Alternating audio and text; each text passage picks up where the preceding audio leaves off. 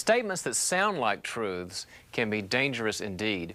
Henry and I will briefly alert you to 8 such statements. Then you'll have time to discuss them more completely among yourselves. Myth number 1, if I set boundaries, I'm being selfish.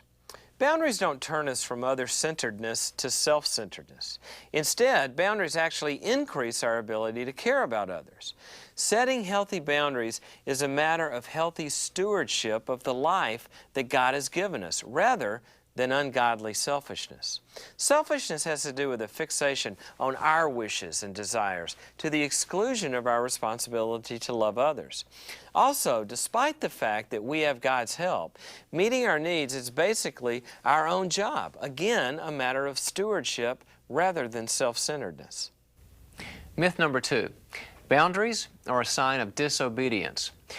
Many Christians fear that setting and keeping limits signals rebellion or disobedience, but the truth is life-changing.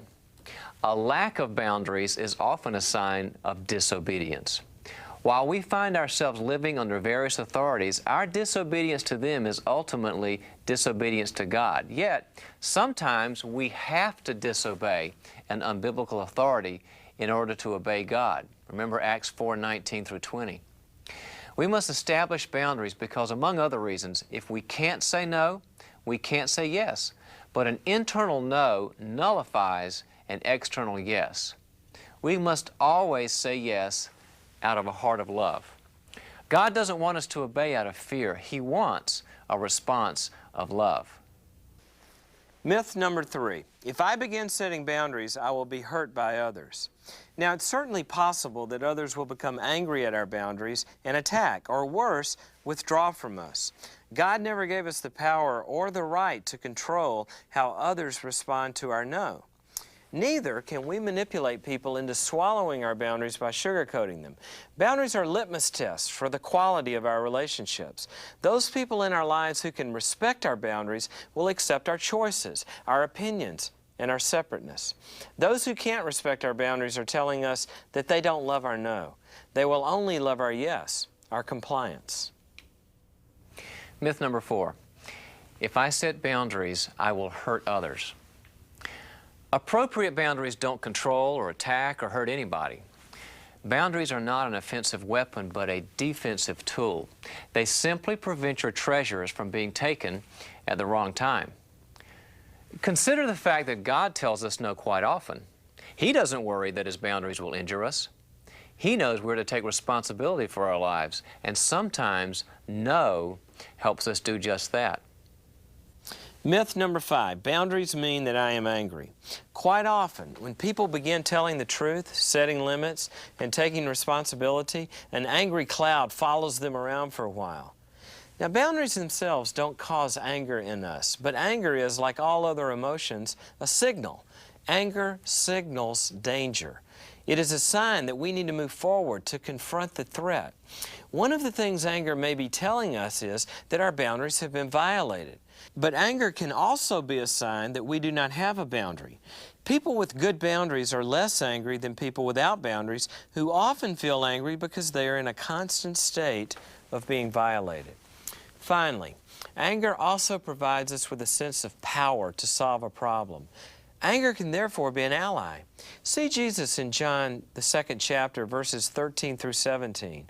It energizes us to protect ourselves, those we love, and our principles. Myth number 6, when others set boundaries, it injures me. When being on the receiving end of boundaries is hurtful, we may vow never to hurt someone else by maintaining our own boundaries. Having someone say no to our request for support can leave a bad taste in our mouth. It can feel hurtful or rejecting or cold. It can be difficult to conceive of setting limits as being helpful or good. But if you want others to respect your boundaries, then you must be willing to respect the boundaries of others. One more note. If you feel hurt by other people's boundaries, that pain probably has to do with some old hurt rather than a present reality.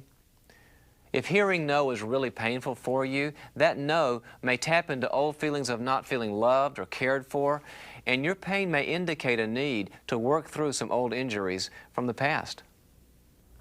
Myth number 7, boundaries cause feelings of guilt. One of the major obstacles to setting boundaries is our feeling of obligation. What do we owe our parents or anyone else who's loved us? What's appropriate and biblical and what isn't? All that's really needed in response to a gift is gratitude. The giver has no thought that the present will provide a return. It was simply provided because someone loved someone and wanted to do something for him or her. Period. One more note. God doesn't allow the issues of gratitude and boundaries to be confused, and neither should we. Our feelings of gratitude need not obligate us to fail to set boundaries with those who have given gifts to us. Myth number 8, boundaries are permanent, and I'm afraid of burning my bridges.